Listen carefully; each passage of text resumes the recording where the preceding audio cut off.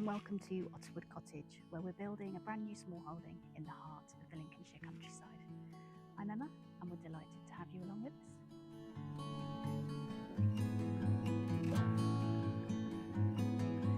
You join me on a gloriously sunny Tuesday morning, 9:30 in the morning, and I'm pleased to say after my last couple of videos that it seems that I have managed to break the funk. I've been able to get on with quite a number of the jobs that were on our activity list that we made together in that video.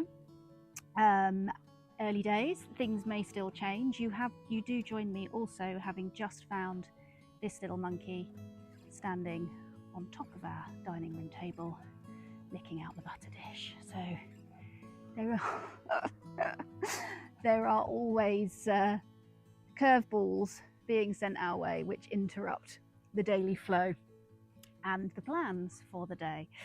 So yesterday was a working day. I was in the office all day yesterday, and today I'm able to get back out here and crack on with some bits and pieces in the, come on then, up you come, in the garden. Just let the jet go over. Hey little boy, yeah I know, you're a monkey.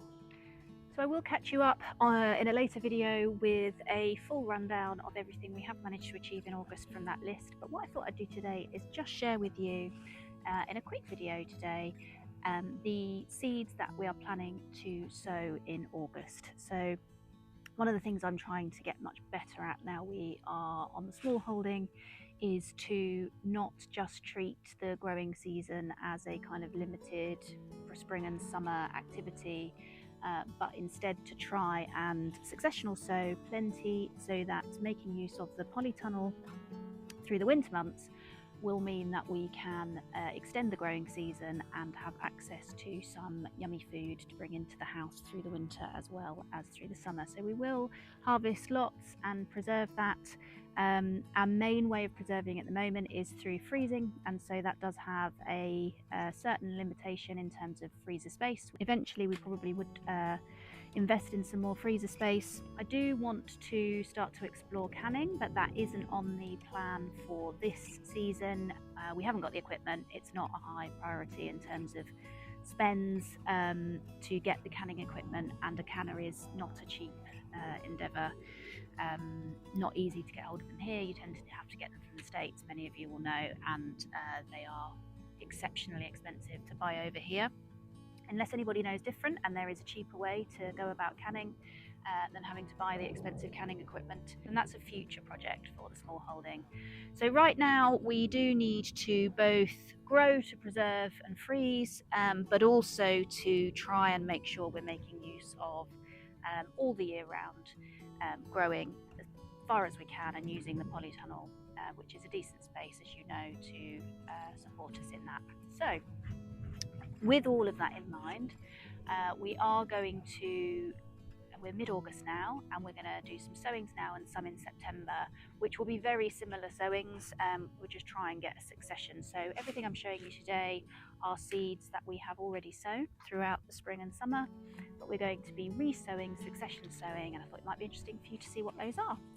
So the first kind of category we'll be sowing this August are beetroot, and I have told you before what the varieties are, but if this is your first video with us, then we have Billick bicolour beetroot, white albino beetroot, Loki Detroit 5 red beetroot, and organic sanguina beetroot. So we already have those scattered around the growing area. We're going to pop some more in. I'm doing these in cell trays, and they will live inside the brassica cage whilst they are coming along in their seed trays, and then we'll move them out to their final places. The beetroot will go outside. I won't pop those in the polytunnel, certainly not this sowing of those in the polytunnel. Now, the second category of seed we're sowing are lettuces. So we have one lot of lettuces currently split between the kitchen garden and the main veg plot. They are needing a lot of water, as you can imagine, in the current heat wave, so we're needing to spend quite a lot of time making sure that they don't frazzle.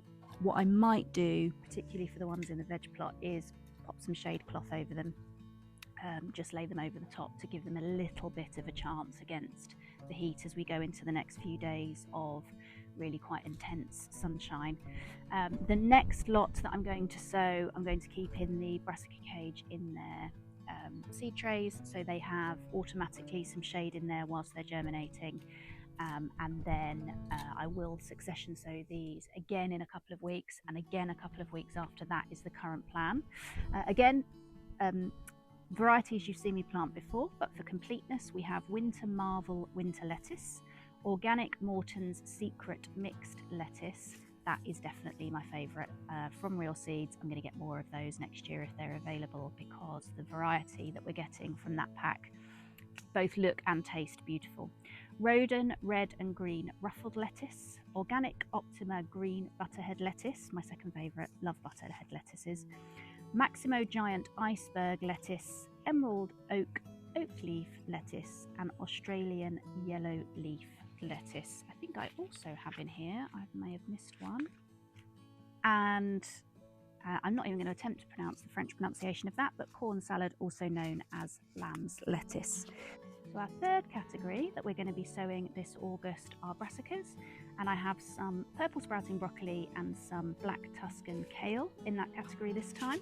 My fourth category is greens, and I have some pak choy and some chard to go in this August. And finally, I'm popping in some swede. I'm about to harvest the last lot of swede, and I will pop these in their place. So a good few seeds to sow, doing them all in cell trays. I'm going to keep them all in the brassica cage to protect from caterpillars, particularly the purple sprouting broccoli. I think I showed on the last video was absolutely decimated. So by keeping them in the brassica cage, I'm hoping that we can limit the damage whilst they are small. So I'm going to get on with sowing these, and once that's done, I'm going to crack on with some more items from my August list. Have a lovely week, everyone. I'll catch you really soon, and let me know in the comments, what are you sowing this August? And one final thing I almost forgot to tell you. We're also planning to sow our first lot of potatoes of the small holding.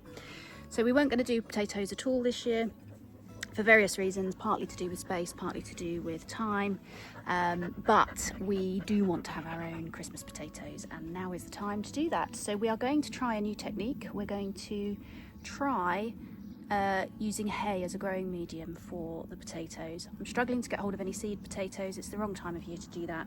So we are going to grab a bag of locally grown potatoes. There are plenty of fantastic local people who grow their own potatoes and sell them on the side of the road. So we're going to grab a bag from them, knowing that they do well locally, and we are going to use those as our seed potatoes, pop them in the ground, and have those as our Christmas potatoes using hay as a growing medium.